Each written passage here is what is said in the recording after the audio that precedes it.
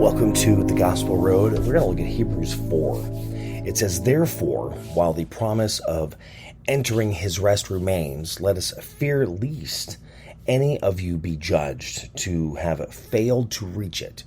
For good news came to us just as to them, but the message which they heard did not benefit them, because it did not meet with faith in their hearers. For we who have believed enter that rest, as he has said, and as I swore in my wrath, they shall never enter my rest. Although his works were finished from the foundation of the world, for he has somewhere spoken on the seventh day in this way, and God rested on the seventh day from all his works. And again in this place he said, they shall never enter my rest. Since therefore it remains for some to enter it, and those who formerly received the good news failed to enter because of disobedience, again he sets a certain day, today, saying through David so long afterward, in the words already quoted, today, when you hear his voice, do not harden your hearts. For if Joshua had given them rest, God would not speak later of another day. So then there remains a Sabbath rest for the people of God, for whoever enters God's rest also ceases from his labors as God did from his. Let us therefore strive to enter that rest, that no one fall by the same sort of disobedience, for the word of God is is living and active, sharper than any two-edged sword, piercing to the division of soul and spirit, of joints and marrow, and discerning the thoughts and intentions of the heart. And therefore, and before him, no creature is hidden, but all are open and laid bare to the eyes of him with whom we have to do. Since then we have a great high priest who has passed through the heavens, Jesus, the Son of God, let us hold fast our confessions. For we have not a high priest who is unable to sympathize with our weaknesses, but one who in every respect has been tempted as we are, yet without sin. Let us then with confidence draw near to the throne of grace, that we may receive mercy and find grace to help in time of need." Hebrews 4. So it's talking about resting the Sabbath day, which we always hear about how we need to take that break, and many of us fail at taking that break. A day of doing nothing, which seems to never happen. I mean, I know that, dealing with work and the dealing with home, there's always something to be done, laundry, yard work, but you seem to never have that day of rest, a day of nothing, cooking, whatever it may be. We all seem to have issues with taking that time to ourselves, taking that rest that we need to have to really regenerate ourselves, to prepare ourselves for the next week, to what is coming and what we need to then be dealing with. So that's the one part, talking about, that rest and those that are not going to be able to enter his rest. But we all here dealing with day-to-day lives, there's times that we can find that downtime and find that rest so we can really prepare ourselves to continue and not really wear ourselves out. But here's the interesting one. It says, "For we have not a high priest who is unable to sympathize with our weaknesses." So when you're at work, do you have managers and supervisors that are able to sympathize with your weaknesses, or do they pretty much chastise you because you are not doing the job that they are expecting you to do? See, this is a very strong part of really being a leader. And here it's talking about Jesus and how he was tempted as everyone else, and yet he never failed. He never fell. So he was without sin, unlike us who fall and fail all the time. So we were born into sin.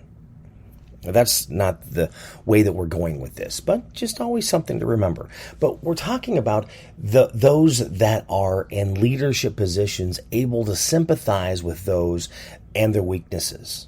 So finding out how we can make those weaknesses stronger, make those weaknesses strengths.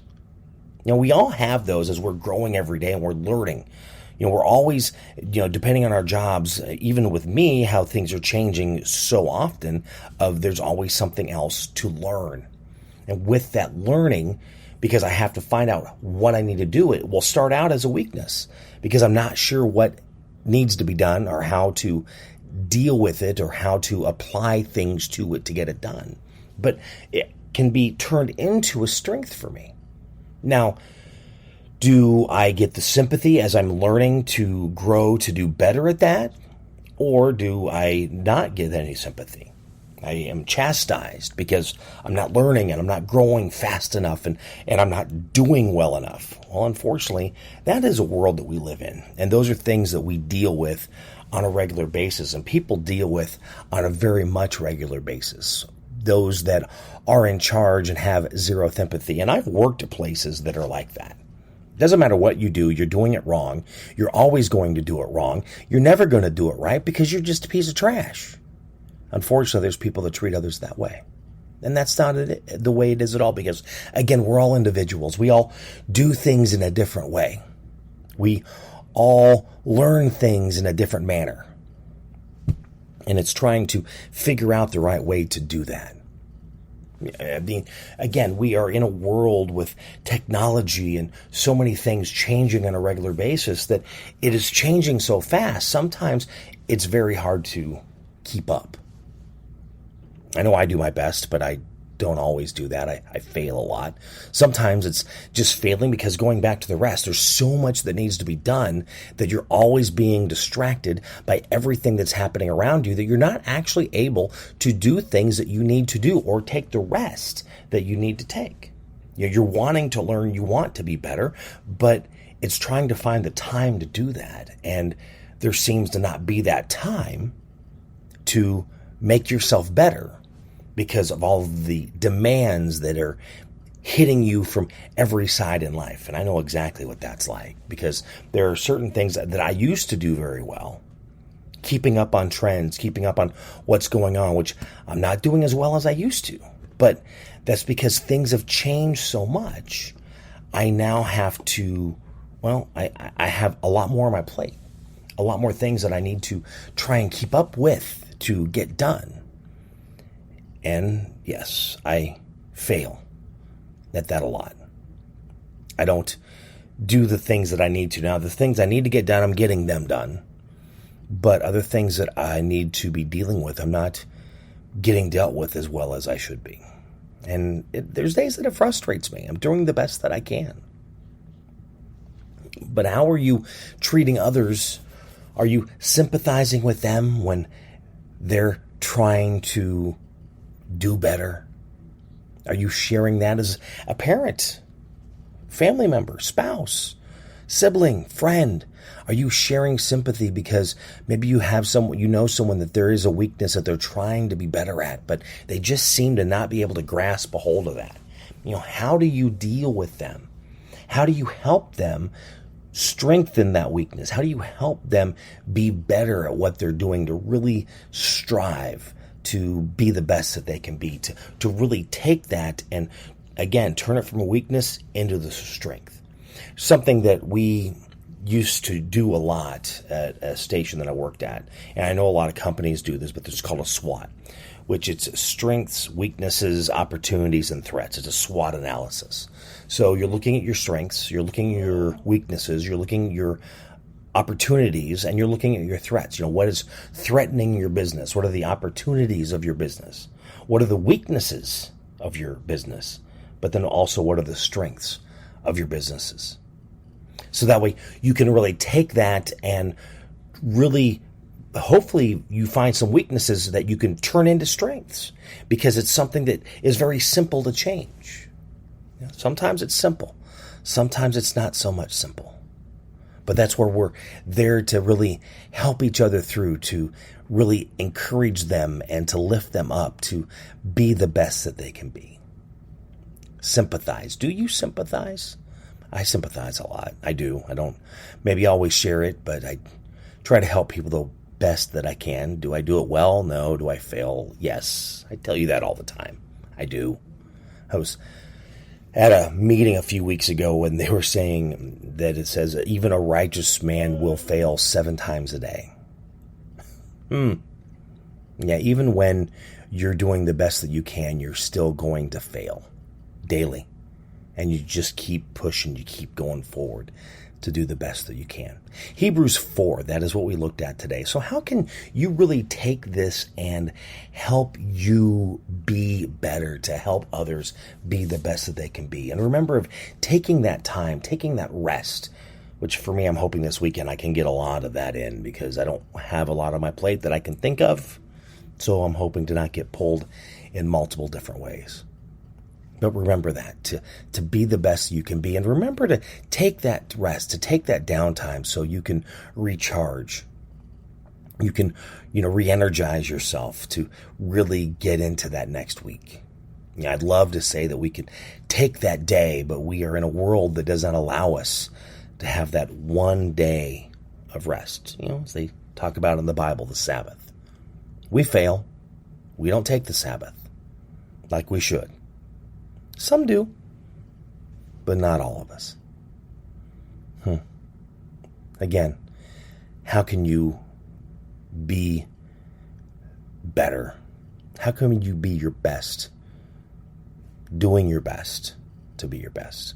Hebrews 4, check that out. If you enjoyed this, you can always share it on social media, Facebook, Twitter, Instagram.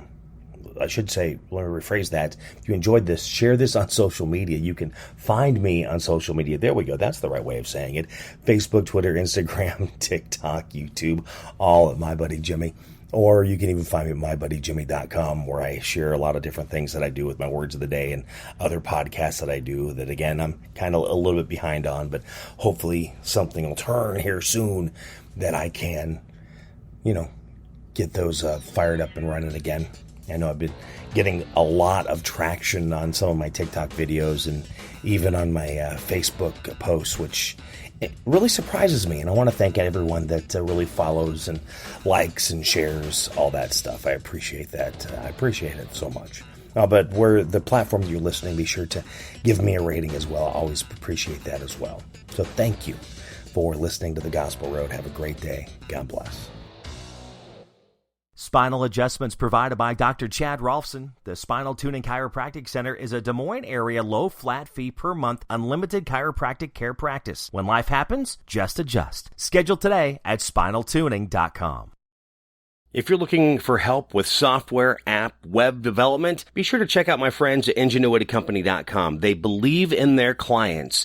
Software development, app development, web development, visioning, design thinking, diagramming, organizational development, strategy. They can help you at the Ingenuity Company. Find out more at ingenuitycompany.com. The Jimmy Olsen Radio Network.